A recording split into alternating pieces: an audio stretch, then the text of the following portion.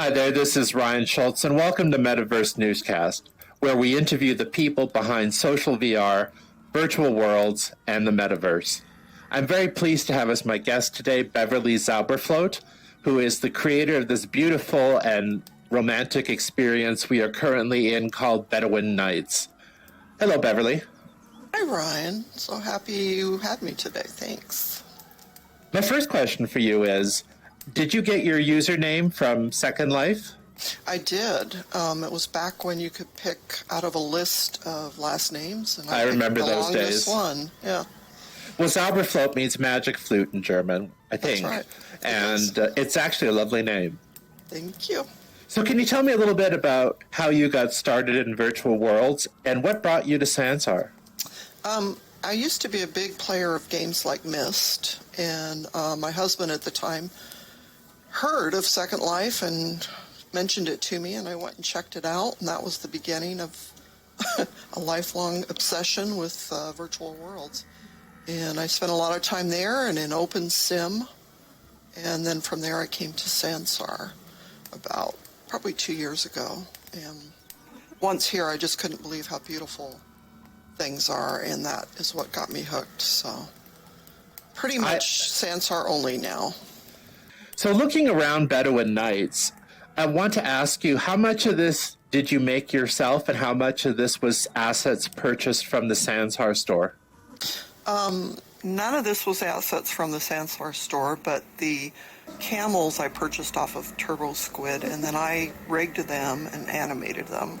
Oh, wow. And then the palm trees, I believe they were freebies on Turbo Squid that I got many years ago.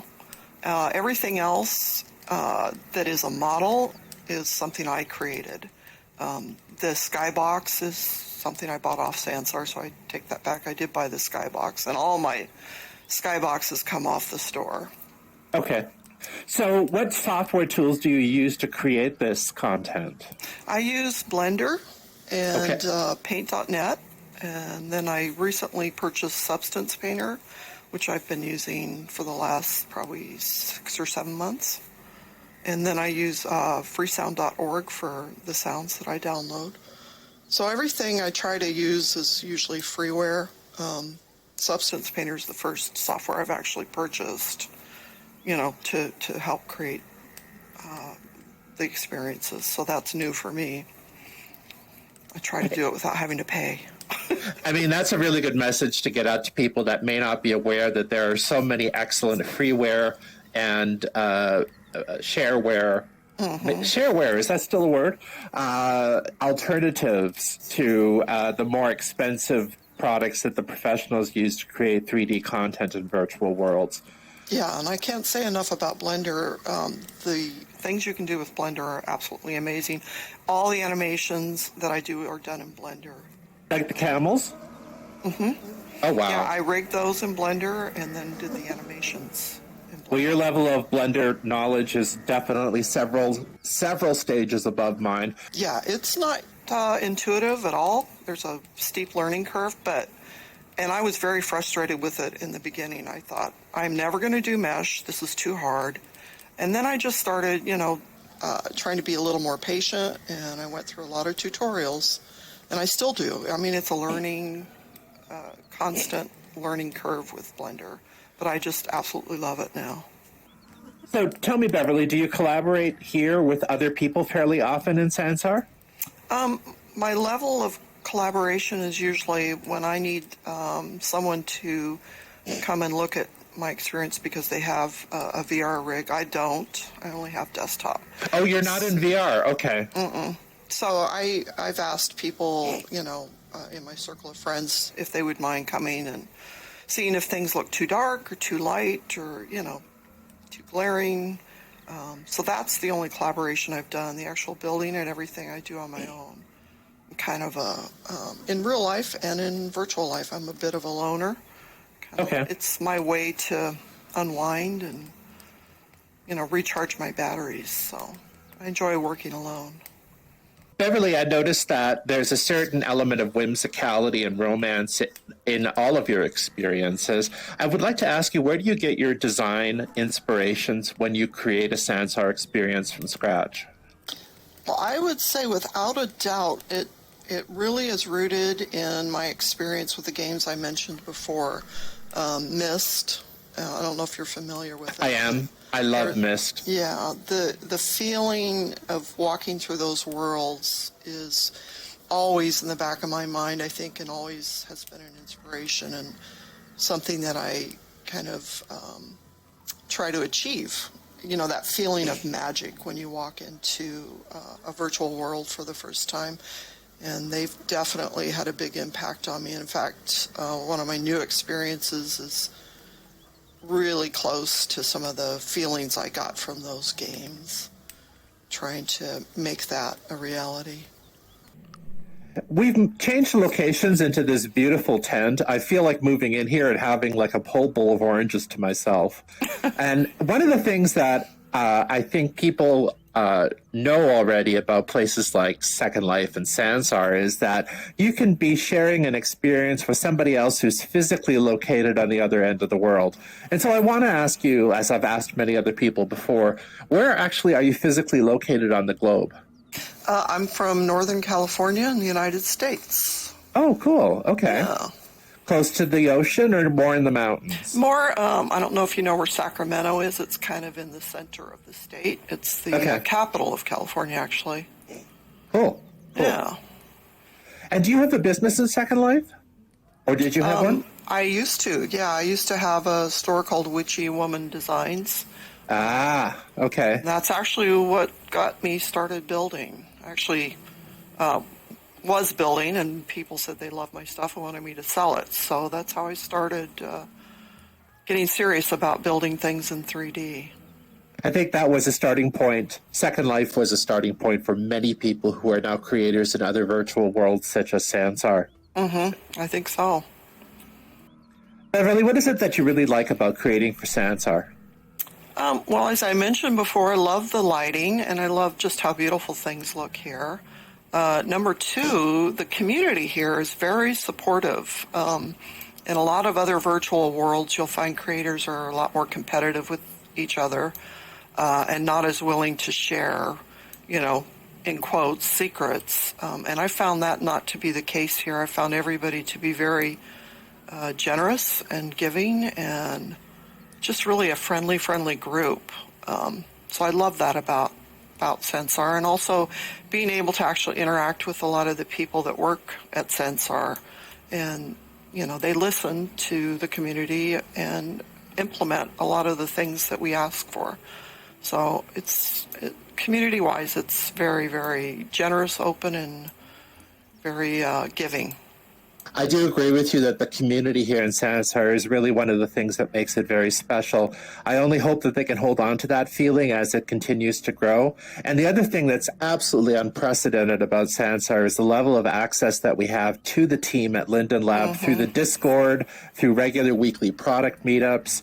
I've said to people before, and I'll say it again, we should not take this for granted, because as a virtual world like Second Life, for instance, becomes massively popular, you can't scale that kind of access to your support team. After a while, for their own sanity, they're going to have to shut things down and make things more proceduralized.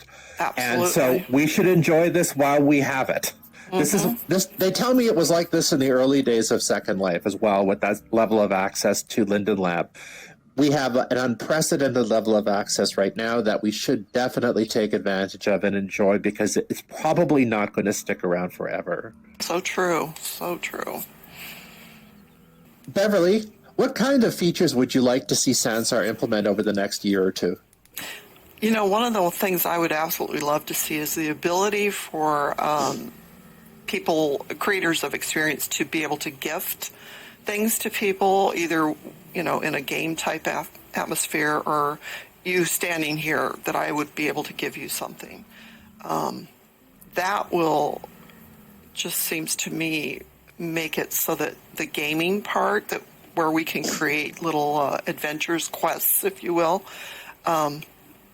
you could give rewards. I would love to see something like that. And the other thing I would like to see is some more service type things added to the store for creators, so that we have more interaction with our customers, so that we can see, if they have problems, they can make comments.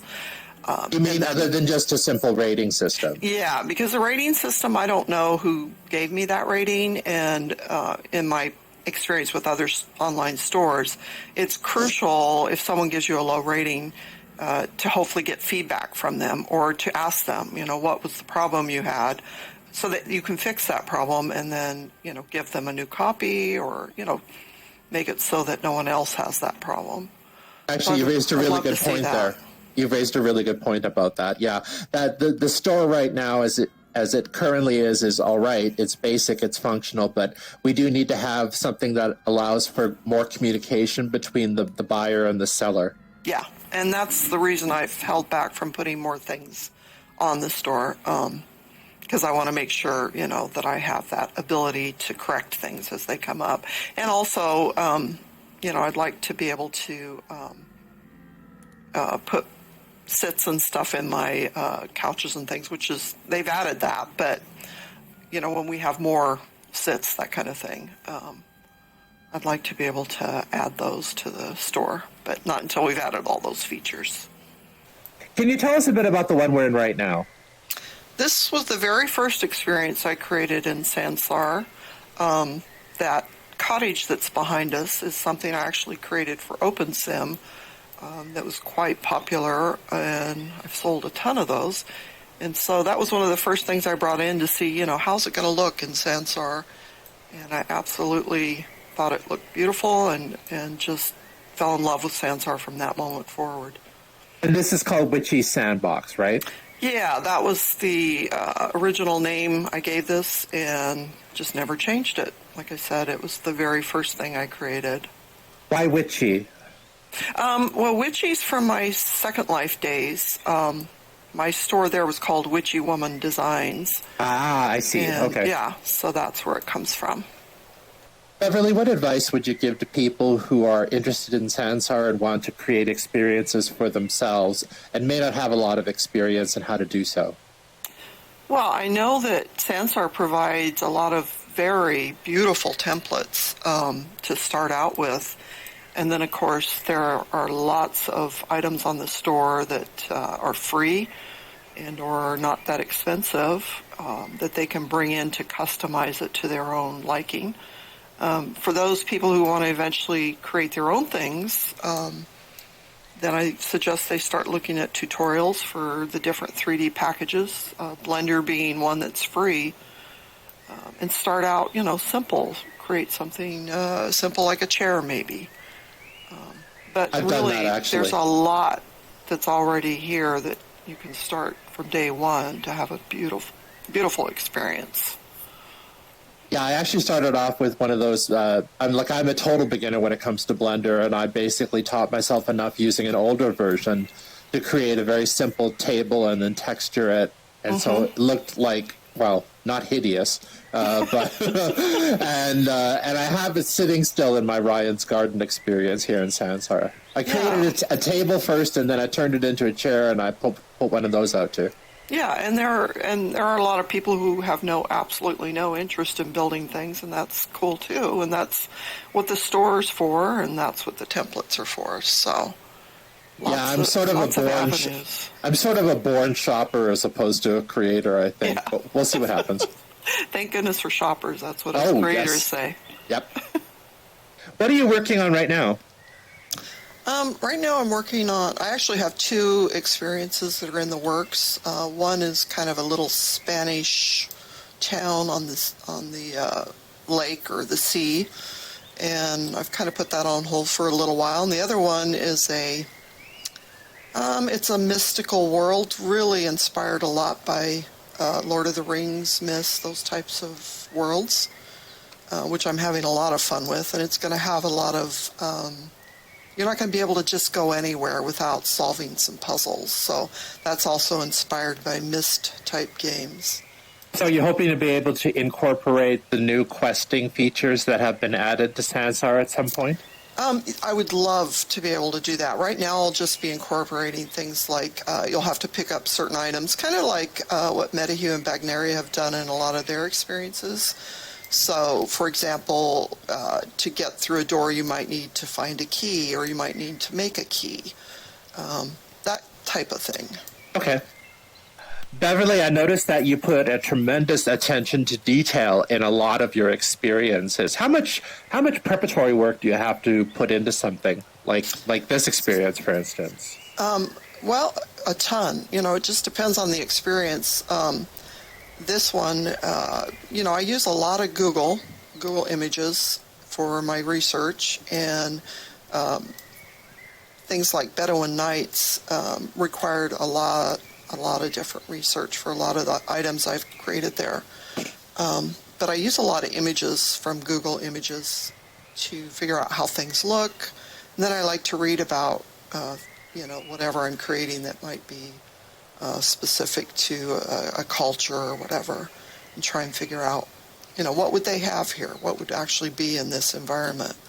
So that's part of the fun of it, and it is time consuming. But I really enjoy it. It's something I can do on breaks at work. So cool. Thank you. So Beverly, we're in a new place right now. I believe you call it Winter Wonderland. Could you tell us a bit about it? Well, I created this a couple Christmases ago, right after I had done my Halloween experience, and was looking for something new to do. And I thought, well, Christmas would be perfect. And I found this skybox, which is the sky above us on the store. I think it was Nebula who created it. And just fell in love with it and thought it really sets the tone here. And I wanted to create a village where it would be like something you would put on your hearth at home, but you would be a little person in that village. So that was the inspiration for it. And then I think I had just started using Blender for animation, and I created a sleigh that would take you on a sleigh ride around the experience. Do you set out to create a sense of wonder and magic when you're building your experience? A sense of wonder and magic in this particular experience is very strong.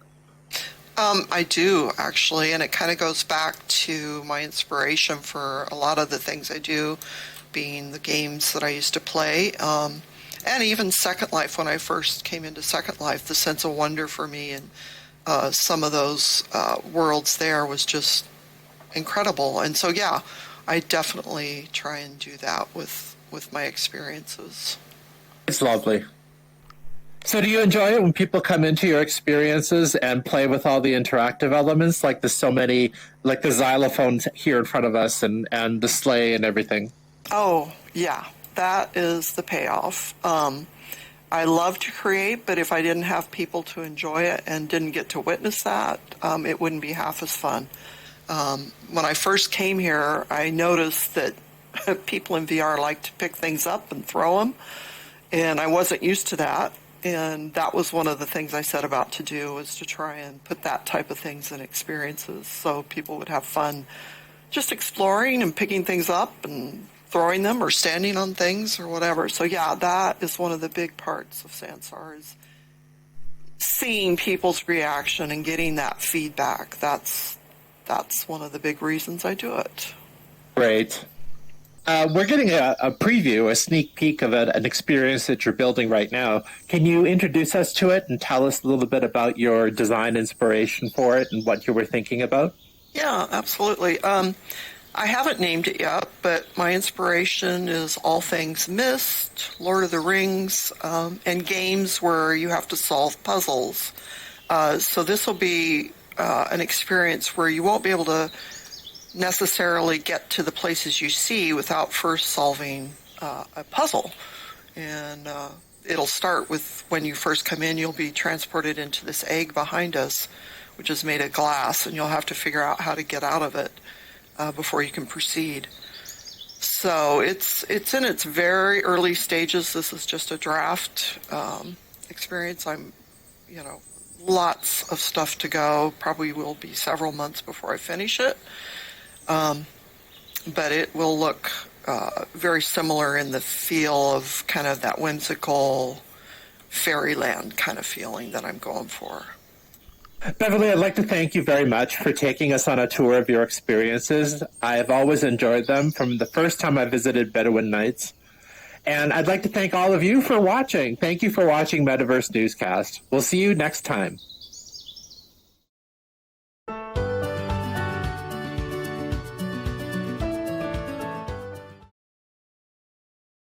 I'm kind of working on the whole swinging my fists thing and then letting my hands go, you know. And I know. I really seriously, you should watch the first episode of Metaverse Newscast. I look like a T-Rex. I swear, I look terrible, and I'm dressed like a Jehovah's Witness. It's really just horrible. So we had to work on this. Well, you look good to me. Thank you. Yeah, Galen was that interview was so smooth and moving, and Galen was like a total professional, and I was looking like I was like the only comparison comes to mind is just like totally uptight Jehovah's Witness. That's all I can come up with. That's how I look. So yeah.